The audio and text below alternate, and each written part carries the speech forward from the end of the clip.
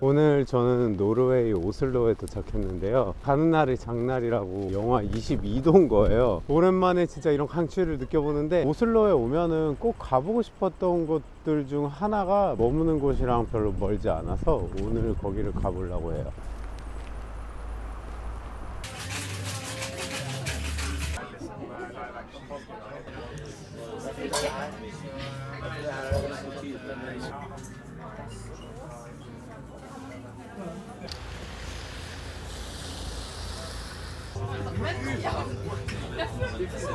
사실 어제 잠을 잘 못 자가지고 커피가 너무 절실했는데, 공항에서 이상한 커피 마시기는 싫고 꼭 참고 오슬로까지 왔거든요. 간단한 음식들도 이렇게 팔고 있는데, 홈메이드 뮤즐리랑 요거트를 얹어서 주는 것 같고요. 샌드위치들이 있고 햄치즈, 브리치즈랑 사과, 베지터리언 옵션 같은데, 완두콩 후무스랑 적양상추 피클, 빵쇼콜라 완전 맛있게 생겼다. 바나나 브레드가 있는데 집에서 만든 것 같이 촉촉하고 쫀득쫀득할 것 같아요. 이 쿠키 사이즈가 얼굴만 해, 얼굴. Kind of torn between one of the sandwiches and the cinnamon buns.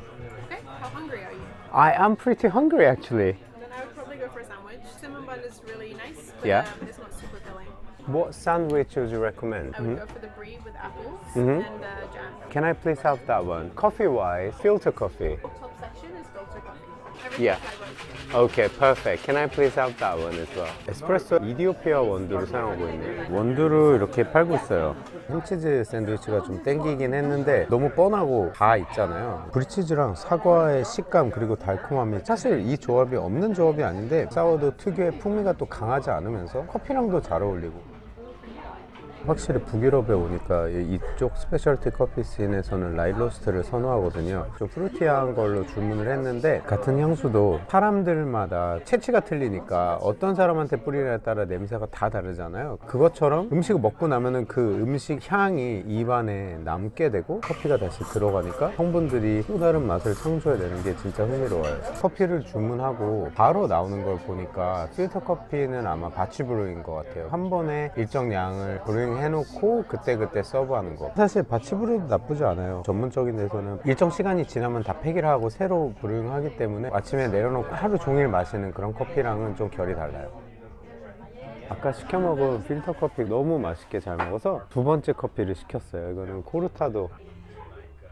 코르타도가 이제 에스프레소랑 거의 동량의 우유 내지는 뭐 대체 우유, 여기서는 오트밀크를 제가 주문을 했는데, 커피의 맛을 더 느낄 수 있는, 라떼나 플랫 화이트보다 들어가는 이제 우유의 양이 작으니까 인터내셔널한 분위기가 무심 풍겨요. 직원들도 다 노르웨이 사람들이 아닌 것 같고 서로 영어로 얘기하는 거 보면 꽤 유명한 커피숍인데 코들거나 무례하거나 이런 분위기가 전혀 없고 되게 프렌들리하고 차가운 분위기를 가진 숍도 몇 군데 경험을 했는데, 여기는 그와 정반대 스펙트럼에 존재하는 곳이에요. 따뜻한 분위기를 만들었기 때문에 다양한 브랜드의 커피를 마셔봤지만, 여기의 에스프레소는 굉장히 라이트하고 산미도 기분 좋게 존재하고, 라이트 로스트 커피로 에스프레소를 만든다? 호불호 차이가 있겠지만 저 개인적으로는 미디움에서 다크를 선호하는 편이었는데 생각보다 너무 좋아요. 커피가 되게 가벼워서 여러 잔 마셔도 괜찮을 것 같은, 사실 그렇진 않겠지만.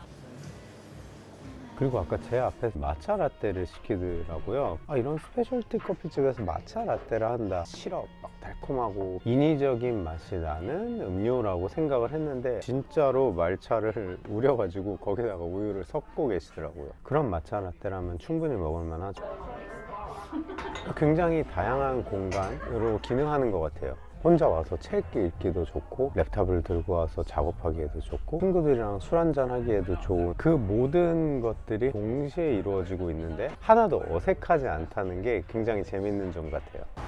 촬영하다 보니까 어느새 밖에 해가 졌어요. 겨울에 노르웨이는 굉장히 해가 짧거든요. 체크를 해보니까 일몰이 3시 50분 정도? 커피 마시고 가려고 했는데 여기 보니까 사람들이 칵테일을 꽤 많이 마시더라고요. 저도 한번 시도해 보려고요. Ranges from different flavor profiles. What's your favorite? From a Boulevardier, it is a Bourbon.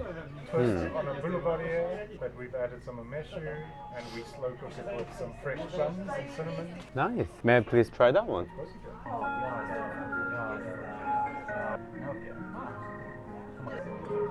Yes, with all the plums and the cinnamon.